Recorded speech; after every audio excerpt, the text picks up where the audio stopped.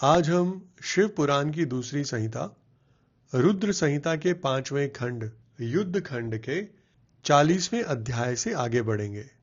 40वां अध्याय, जिसका शीर्षक है विष्णु द्वारा तुलसी के शील हरण का वर्णन, कुपित हुई तुलसी द्वारा विष्णु को शाप, शंभु द्वारा तुलसी और शालग्राम शिला के महात्म्य का वर्णन।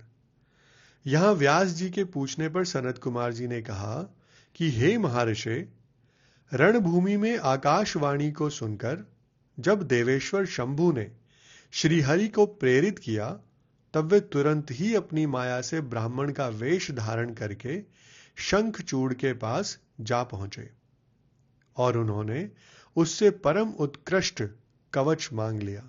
फिर शंखचूड़ का रूप बनाकर वे तुलसी के घर की ओर चले। वहां पहुंचकर उन्होंने तुलसी के महल के द्वार के निकट नगाड़ा बजाया और जय जयकार से सुंदरी तुलसी को अपने आगमन की सूचना दी। उसे सुनकर सती साध्वी तुलसी ने बड़े आदर के साथ झरोखे के रास्ते राजमार्ग की ओर झांका और अपने पति को आया हुआ जानकर वह परम आनंद में निमग्न हो गई। उसने तत्काल ही ब्राह्मणों को धन दान देकर उनसे मंगलाचार कराया और फिर अपना श्रृंगार किया। इधर देवताओं का कार्य सिद्ध करने के लिए माया से शंखचूड़ का स्वरूप धारण करने वाले भगवान विष्णु रथ से उतरकर देवी तुलसी के भवन में गए। तुलसी ने पति रूप में आए हुए भगवान का पूजन किया, बहुत सी बातें की, तदनंतर उनके साथ रमण किया। तब उस साध्वी ने सुख, सामर्थ्य और आकर्षण में व्यतिक्रम देखकर सब पर विचार किया और संदेह उत्पन्न होने पर वह डांटते हुए बोली कि तू कौन है? तुलसी ने कहा कि हे दुष्ट, मुझे शीघ्र बतला कि माया द्वारा मेरा उपभोग करने वाला तू कौन है? तूने मेरा सतित्व नष्ट कर दिया है, अतः मैं अभी तुझे शाप देती हूं। फिर सनत कुमार जी बताते हैं कि हे ब्राह्मण, तुलसी का वचन सुनकर श्री हरि ने लीला पूर्वक अपनी परम मनोहर मूर्ति धारण कर ली। तब उस रूप को देखकर तुलसी ने लक्षणों से पहचान लिया कि यह साक्षात विष्णु ही है, परंतु उसका पतिव्रत्य नष्ट हो चुका था, इसलिए वह कुपित होकर विष्णु जी से कहने लगी। तुलसी ने कहा कि हे विष्णु, तुम्हारा मन पत्थर के सदृश कठोर है, तुम में दया का लेश मात्र भी नहीं है। मेरे पति धर्म के भंग हो जाने से निश्चय ही मेरे स्वामी मारे गए।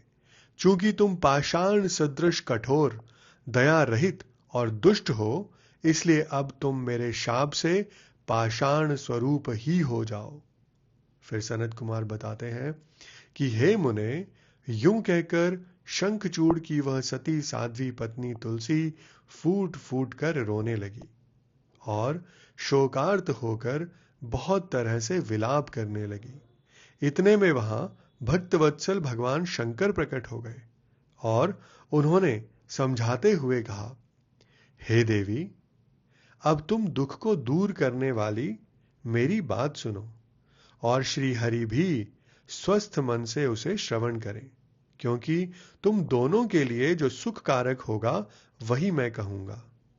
हे भद्रे, तुमने जिस मनोरथ को लेकर तप किया था, यह उसी तपस्या का फल है। भला वह अन्यथा कैसे हो सकता है?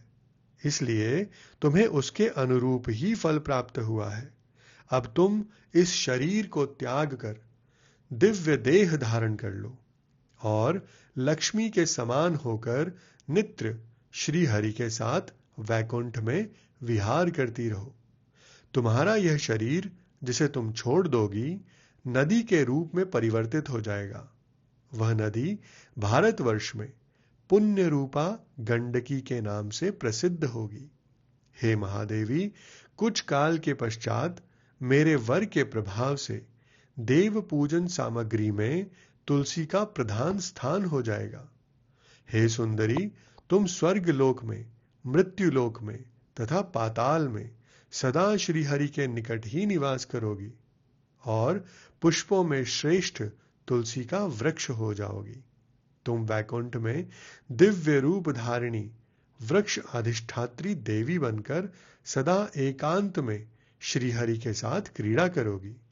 उधर भारतवर्ष में जो नदियों की अधिष्ठात्री देवी होगी वह परम पुण्य प्रदान करने वाली होगी और श्रीहरि के अंशभूत लवण सागर की पत्नी बनेगी, तथा श्रीहरि भी तुम्हारे शापवश पत्थर का रूप धारण करके भारत में गंडकी नदी के जल के निकट निवास करेंगे।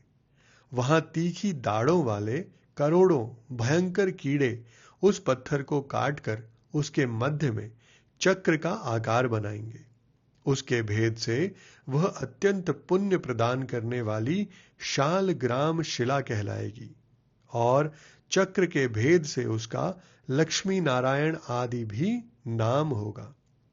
विष्णु की शालग्राम शिला और वृक्ष स्वरूपिणी तुलसी का समागम सदा अनुकूल तथा बहुत प्रकार के पुण्यों की वृद्धि कराने वाला होगा। हे भद्रे, जो शालग्राम शिला के ऊपर से तुलसी पत्र को दूर करेगा उसे जन्मांतर में स्त्री वियोग की प्राप्ति होगी, तथा जो शंख को दूर करके तुलसी पत्र को हटाएगा वह भी भार्याहीन होगा और 7 जन्मों तक रोगी बना रहेगा। जो महाज्ञानी पुरुष शालग्राम शिला, तुलसी और शंख को एकत्र रखकर उनकी रक्षा करता है वह श्री हरि का प्यारा होता है।